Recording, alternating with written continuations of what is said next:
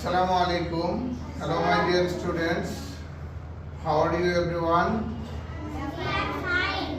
Alhamdulillah, I am also fine. আজকে আমাদের আলোচ্য বিষয় হলো তাসদীদের পরিচয়। আমরা তাসদীদ সম্পর্কে ইতিপূর্বে একটি ক্লাসে তোমাদেরকে তাসদীদ সম্পর্কে ধারণা দিয়েছি। আজকে আরেকটু বিস্তারিত আমরা তাসদীদ সম্পর্কে জানব। তাসদীদ পিছনের হরফের হরকত দিয়ে তাসদীদ যুক্ত হরফকে পড়তে হয়, আর এই চিহ্নটির নামই হলো কি? তাসদীদ। সবাই ভালো করে লক্ষ্য করো, এই চিহ্নটির নাম কি? তাসদীদ। তো তাসদীদের হরফ দুইবার পড়িতে হয়। তাসদীদের হরফ দুইবার পড়িতে হয়। তাসদীদের হরফ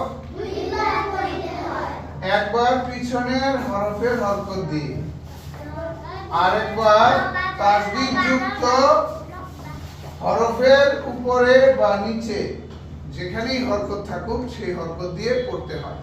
তো আমরা সবাই এখন এই তাসদীদ প্র্যাকটিস করব। চলো আমরা বানান করে দেখি। আমার কথা খেয়াল করতে হবে। র বা জবর রব, বা জবর বা, কি হলো? রব্বা। এই যে আলাদা আলাদা উচ্চারণ আমরা বানানের মাধ্যমে পেলাম, এটা একত্রে আমরা মিলিয়ে বলবো। একত্রে আমরা কি করে বলবো? র বা জবর রব, বা জবর রব্বা। এই দুটি উচ্চারণ একত্রে হয়ে গিয়ে কি উচ্চারণ হলো? রব্বা। তারপর বলো সোয়াদ বা জবর সোয়াব, বা জবর বা, সোয়াব্বা।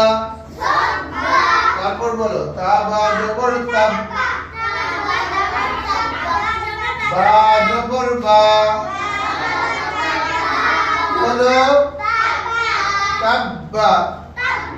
তারপর বলো আইন দাল জবর আদ, দাল জবর দা,